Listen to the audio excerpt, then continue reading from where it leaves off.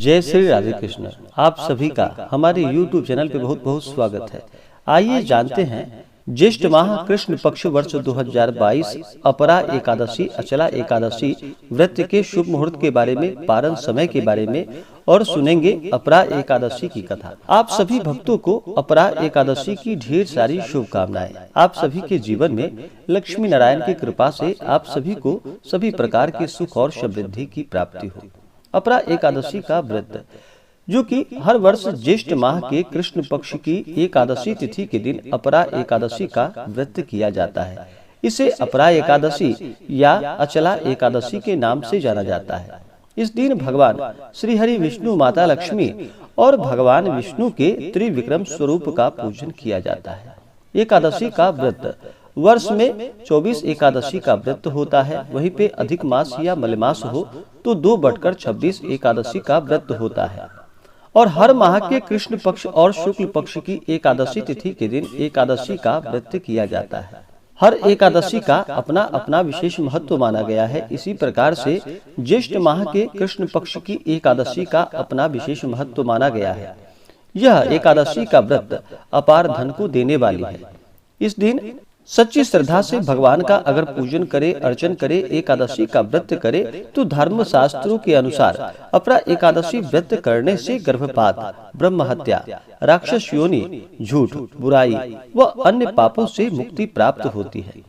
इस व्रत को करने से मनुष्य को तीनों पुष्करों में स्नान के समान, गंगा जी के तट पर पिंडदान के समान और कार्तिक महीने में स्नान के समान, सूर्य चंद्र ग्रहण में, कुरुक्षेत्र में यज्ञ, दान एवं स्नान के पुण्य के समान फलों की प्राप्ति होती है। जो व्यक्ति पूरे विधि विधान से अपरा एकादशी का व्रत करते हैं उसे सौभाग्य की प्राप्ति होती है और समस्त पाप ताप नष्ट हो जाते हैं तथा मृत्यु के बाद भगवान विष्णु के धाम की प्राप्ति होती है। इस बार अपरा एकादशी का व्रत जो कि 26 मई 2022 दिन गुरुवार को किया जा रहा है। एकादशी के व्रत में जो भी एकादशी का व्रत करते हैं उन्हें दशमी के दिन से ही इस व्रत के नियम का पालन करना पड़ता है। दशमी तिथि के दिन एक समय शुद्ध और सात्विक आहार ग्रहण करना चाहिए। रात्रि में ब्रह्मचर्य का पालन करते हुए भगवान नाम का स्मरण करते हुए सोना चाहिए और एकादशी तिथि के दिन सुबह ब्रह्म मुहूर्त में उठ करके नित्य क्रियाओं से निवृत्त हो करके गंगा नदी में या घर के नहाने के पानी में ही थोड़ा सा गंगा जल मिला करके स्नान करना चाहिए, शुद्ध वस्त्र धारण करना चाहिए और फिर व्रत का संकल्प लेना चाहिए। भगवान से प्रार्थना करनी चाहिए कि हे श्री हरि विष्णु, हे माता लक्ष्मी, आज मैं आपके अचला अपरा एकादशी का व्रत करने जा रहा हूँ या करने जा रही हूँ।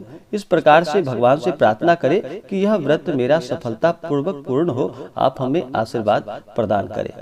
उसके बाद दिन भर उपवास रहते हुए इस व्रत को करना चाहिए। अगर आप उपवास नहीं रह पाते हैं तो एक समय फलाहार ग्रहण करें और भगवान का पूरे विधि विधान के साथ सुबह और शाम के वक्त विशेष प्रकार से पूजन करें, कथा श्रवण करें और भगवान की आरती करें। इससे भगवान विष्णु अपना कृपा प्रदान करते हैं।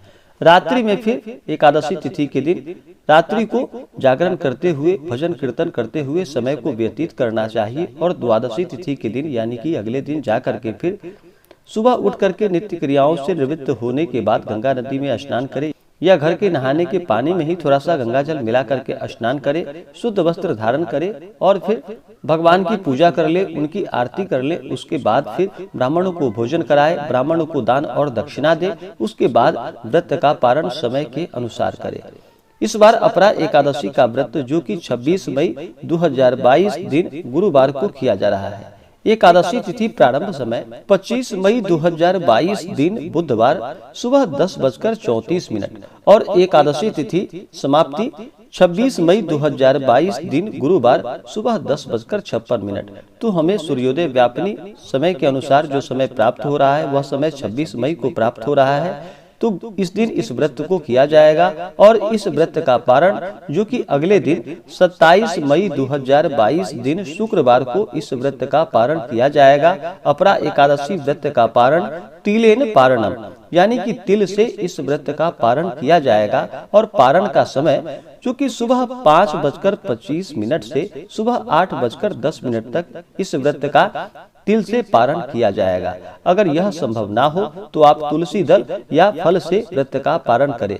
ध्यान रखें कि एकादशी तिथि के दिन तुलसी पत्र नहीं तोड़नी चाहिए, तो आप पहले से ही तुलसी पत्र तोड़ करके रख ले और उसे भगवान के पूजन में प्रयोग करें या पारण के दिन तुलसी का प्रयोग करें तो लाभकारी होता है। एकादशी का जो भी जातक व्रत करते हैं, एकादशी व्रत में कुछ नियमों का पालन करना चाहिए, जैसे कि एकादशी के दौरान व्रत के दौरान ब्रह्मचर्य का पालन करना चाहिए। किसी के ऊपर क्रोध नहीं करनी चाहिए। अपने मन में किसी के प्रति ईर्ष्या या द्वेष का भाव नहीं लाना चाहिए। धर्म का आचरण करते हुए रहना चाहिए। एकादशी के व्रत में चावल ग्रहण बिल्कुल भी नहीं करनी चाहिए। कहा जाता है चावल ग्रहण करने से रेंगने वाली जीवों के रूप में जन्म लेना पड़ता है। शुद्ध और सात्विकता का पालन करते हुए इस दिन अगर कोई याचक आता है तो याचक को खाली हाथ नहीं लौटानी चाहिए, उसे कुछ न कुछ अवश्य ही दान देनी चाहिए। अभी गर्मी का मौसम चल रहा है तो गर्मी के दौरान जो भी ठंडी वस्तुएं हो उसका अवश्य ही दान करना चाहिए। एकादशी के दौरान भगवान नाम का स्मरण कीर्तन करना चाहिए। ओम नमो भगवते वासुदेवाय आदि मंत्रों का जप करना चाहिए। इस दौरान अपने से बड़ों का बिल्कुल भी अपमान नहीं करना चाहिए। महिलाओं का सदा ही सम्मान करना चाहिए। जहाँ पर भी महिलाओं का सम्मान होता है वहाँ पर माता स्थिर लक्ष्मी का वास होता है, तो महिलाओं का बिल्कुल भी अपमान ना करे और श्रद्धा भक्ति भाव के साथ ही भगवान का पूजन करे। अगर व्रत के लिए मन में अश्रद्धा हो, संशय हो तो उस व्रत को नहीं करना चाहिए, वह निष्फल ही माना जाता है। इसलिए प्रभु पे विश्वास रखते हुए श्रद्धा भक्ति भाव के साथ ही भगवान का पूजन करें। इससे अनंत गुना पुण्य फलों की प्राप्ति होती है। तो आइए सुनते हैं अपरा एकादशी व्रत की कथा। अगर आप कथा के लिए एकादशी व्रत के लिए अन्नदान, वस्त्रदान आदि के लिए ब्राह्मण दक्षिणा देना चाहते हो तो आप अपने श्रद्धा और सामर्थ्य के अनुसार हमें डिस्क्रिप्शन में जा करके वहां से गूगल पे, फोन पे या अकाउंट नंबर के माध्यम से आप हमें ब्राह्मण दक्षिणा प्रदान कर सकते हैं। तो आइए सुनते हैं अपरा एकादशी व्रत की कथा। तो बोलिए प्रेम से भगवान विष्णु की जय, माता लक्ष्मी की जय, एकादशी माता की जय। एक समय की बात है कि एक बार युधिष्ठिर भगवान श्री कृष्ण से कहने लगे कि हे प्रभु, ज्येष्ठ माह के कृष्ण पक्ष की एकादशी का क्या नाम है, उसका क्या महात्म है, सो कृपा करके हमसे कहिए। तब भगवान श्री कृष्ण कहने लगे कि हे राजन, यह एकादशी अचला तथा अपरा दोनों नामों से जानी जाती है। पुराणों के अनुसार ज्येष्ठ माह कृष्ण पक्ष की एकादशी अपरा एकादशी यह अपार धन देने वाली होती है। जो मनुष्य इस व्रत को करते हैं वे संसार में प्रसिद्ध हो जाते हैं।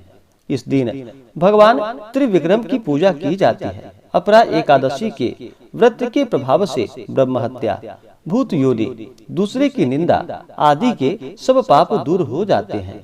इस व्रत को करने से पर स्त्री गमन, झूठी गवाही देना, झूठ बोलना, झूठे शास्त्र पढ़ना या बनाना, झूठा ज्योतिषी बनना तथा झूठा वैद्य बनना आदि सब पापों से मुक्ति प्राप्त होती है। जो क्षत्रिय युद्ध से भाग गए वे नरकगामी हो जाते हैं, परंतु अपरा एकादशी का व्रत करने से वे भी स्वर्ग को प्राप्त होते हैं। जो शिष्य गुरु से शिक्षा ग्रहण करते हैं फिर उनकी निंदा करते हैं वे अवश्य ही नरक में पड़ते हैं, मगर अपरा एकादशी का व्रत करने से वे भी इस पाप से मुक्त हो जाते हैं। जो फल तीनों पुष्करों में कार्तिक पूर्णिमा को स्नान करने से या गंगा तट पर पितरों का पिंडदान करने से प्राप्त होता है, वही अपरा एकादशी का व्रत करने से प्राप्त होता है।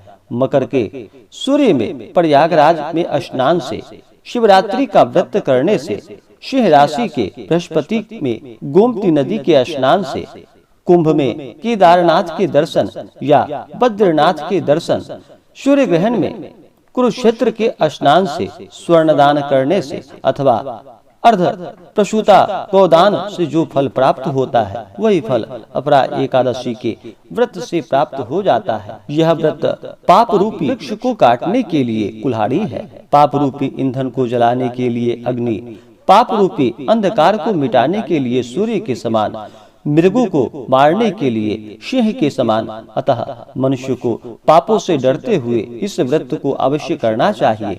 अपरा एकादशी का व्रत तथा भगवान का पूजन करने से मनुष्य सब पापों से छूटकर विष्णु लोक को जाता है। इसकी एक कथा के अनुसार प्राचीन काल में महिध्वज नामक एक धर्मात्मा राजा था। उसका छोटा भाई वज्रध्वज बड़ा ही क्रूर, अधर्मी तथा अन्यायी था। वह अपने बड़े भाई से द्वेष रखता था। उस पापी ने एक दिन रात्रि में अपने बड़े भाई की हत्या करके उसकी देह को एक जंगली पीपल के नीचे गाड़ दिया।